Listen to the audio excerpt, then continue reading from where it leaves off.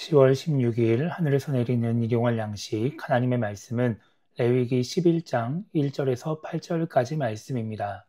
여호와께서 모세와 아론에게 말씀하여 이르시되 이스라엘 자손에게 말하여 이르라. 육지의 모든 짐승 중 너희가 먹을 만한 생물은 이러하니 모든 짐승 중 굽이 갈라져 쪽발이 되고 새김질하는 것은 너희가 먹되 새김질하는 것이나 굽이 갈라진 짐승 중에도 너희가 먹지 못할 것은 이러하니 낙타는 새김질을 하되 굽이 갈라지지 아니하였으므로 너희에게 부정하고 사반도 새김질은 하되 굽이 갈라지지 아니하였으므로 너희에게 부정하고 토끼도 새김질은 하되 굽이 갈라지지 아니하였으므로 너희에게 부정하고 돼지는 굽이 갈라져 쪽발이로되 새김질을 못함으로 너희에게 부정하니 너희는 이러한 고기를 먹지 말고 그 주검도 만지지 말라. 이것들은 너희에게 부정하니라. 아멘.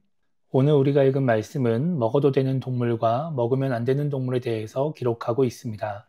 2절에서 하나님은 이스라엘 자손들이 먹을 수 있는 육지 짐승에 대해 알려주시겠다고 말씀하시면서 굽이 갈라져 쪽발이 되고 새김질하는 짐승은 먹어도 된다고 말씀하십니다.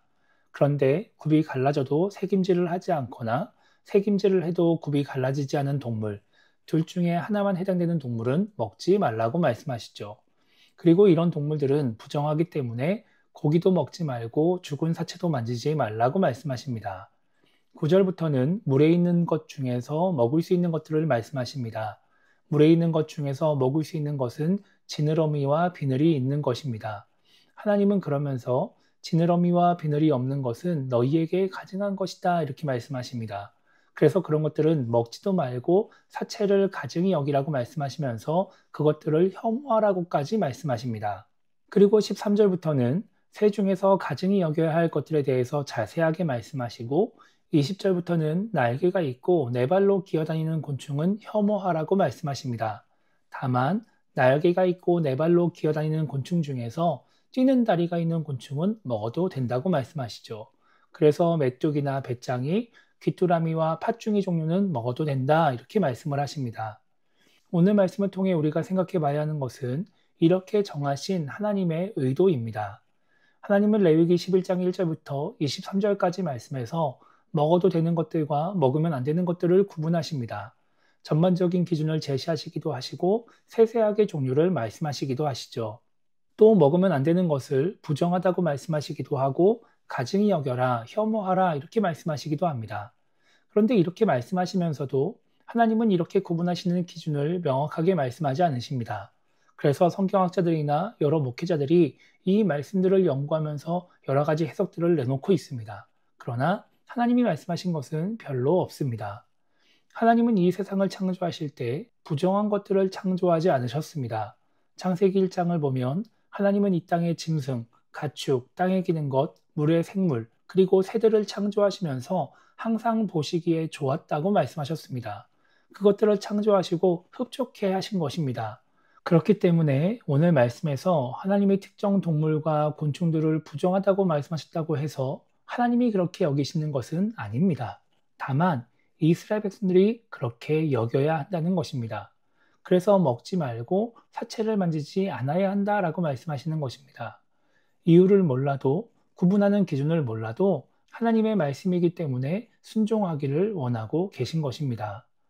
어제 말씀드린 것처럼 하나님은 율법주의적인 신앙생활을 원하지 않으십니다. 그런데 왜 오늘 말씀을 비롯해 여러 말씀에서 이런 기준을 정해주시고 순종하라고 말씀하시는 것일까요? 그 이유는 순종을 통해서 하나님의 백성임을 알 수 있기 때문에 그렇습니다. 하나님의 백성은 자신의 관점에서 왜 그래야 하는지, 이유가 무엇인지, 기준이 무엇인지를 따지는 것이 아니라 하나님의 말씀, 하나님의 뜻, 하나님의 기준을 수용하는 사람이라는 것입니다. 납득이 되고 이해가 되기 때문에 수긍하는 사람이 아니라 수용하고 순종하는 사람을 하나님의 백성으로 인정하신다는 것이죠.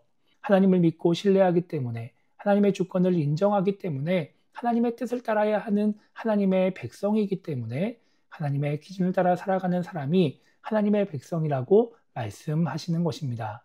사도행전 10장을 보면 하나님은 베드로를 이방인 고넬료의 집에 보내기 위해서 환상 속에서 부정한 것들을 먹으라고 말씀하십니다. 그런데 베드로는 부정한 것을 먹을 수 없다고 말을 합니다. 그러자 하늘에서 하나님께서 깨끗하게 하신 것을 내가 속되다 하지 말라라는 음성이 들립니다. 정하고 부정한 것의 기준, 먹어도 되느냐 마느냐의 기준이 하나님께 있다라고 하는 것이죠. 그렇기 때문에 하나님의 백성은 하나님의 말씀에 순종해야 한다라는 것입니다. 많은 신앙인들이 하나님을 믿는다고 말하고 하나님의 백성이라고 말을 합니다. 그런데 하나님은 그 말을 듣고 그 사람을 인정하지 않으십니다. 삶의 기준이 어디에 있는지를 보고서 결정하시는 것입니다. 우리가 아무리 하나님을 믿는다고 말하고 하나님의 백성이라고 말을 해도 내 삶의 기준을 하나님에게, 하나님의 말씀에 두지 않으면 하나님은 그 사람을 하나님의 백성으로 인정하지 않으십니다. 그래서 우리는 할 수 있는 한 최선을 다해서 불가피한 상황이거나 건강에 문제가 있지 않은 이상 하나님의 말씀에, 하나님의 뜻에 순종해야 하는 것입니다. 그래야 하나님께 인정받는 신앙인이 될 수 있습니다.